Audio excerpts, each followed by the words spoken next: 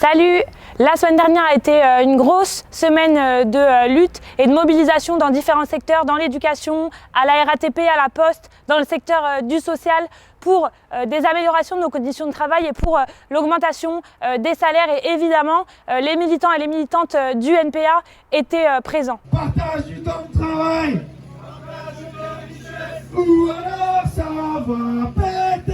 On essaye de faire, en fait, c'est de regrouper le maximum de collègues, de métiers, de syndicats pour imposer un rapport de force vis-à-vis de la direction. On est là, on est là!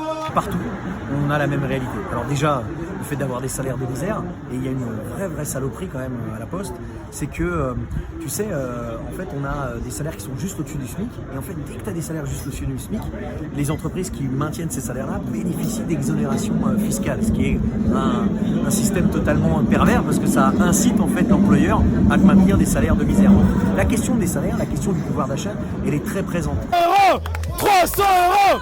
300 €! Nous, on travaille à la RATP, moi je travaille à Bus et aujourd'hui on est en grève. Alors nous, les jeunes agents de la RATP, on est en grève notamment pour avoir une augmentation de 300 € de salaire parce que dans cette boîte, il y en a qui sont payés 300 € de plus et il y en a qui sont payés 300 € de moins, alors qu'on sait très bien que la question des salaires aujourd'hui, elle est centrale.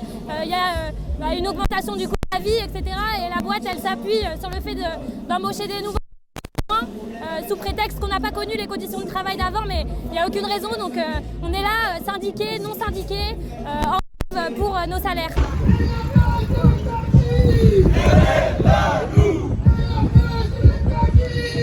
Et la Poste nous sait, la direction de la Poste le sait, et donc on a une réorganisation là qu'elle veut essayer de mettre en place pour faire avaler la pilule et la saloperie que ça représente souvent, le fait de virer quand même des intérimaires. Elle propose des primes. Bon, et nous on dit aujourd'hui c'est une question de salaire. Val quand même, il est à 400 000 € l'année. Enfin, il se fout de la gueule de qui?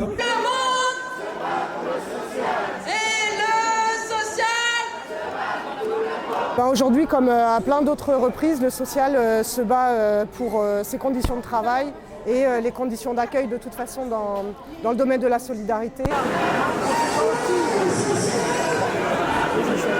crois que c'est 1 milliard en moins de budget pour le social au niveau national. C'est inadmissible qu'on laisse des mineurs à la rue. C'est inadmissible qu'on laisse des jeunes crever de faim. Il va falloir se mettre en colère, les collègues. Il va falloir se mettre en colère.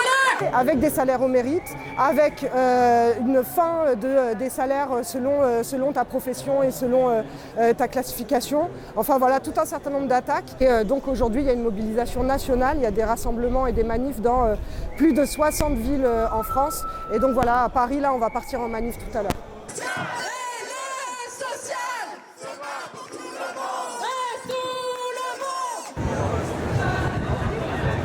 Salut les amis, ce mardi encore, on est en grève et en manifestation pour demander et réclamer et imposer en fait des moyens dans l'éducation, dans les services publics, parce qu'on fait que nous répéter que de l'argent il n'y en a pas, sauf que on vient de voir quand même qu'il y a plus de 143 milliards de profits pour les entreprises du CAC 40 cette année, dont plus de 20 milliards au total.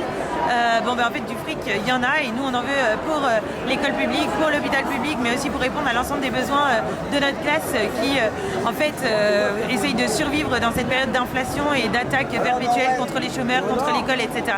Donc voilà, pas question de s'arrêter là et on espère bien poursuivre.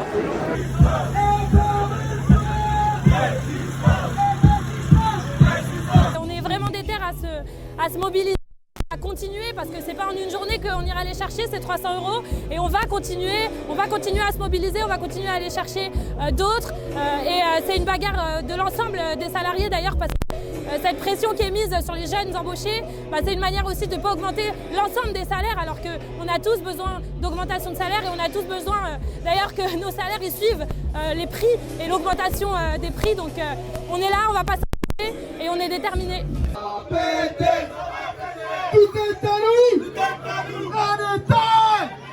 Là, on va faire un petit peu le compte de combien on était et quelle est la dynamique. Mais ce qu'on voudrait, évidemment, je pense que ce qu'il faudrait, c'est un mouvement général, parce qu'en fait, les attaques qu'on subit, on le sait, c'est partout, c'est dans tous les secteurs.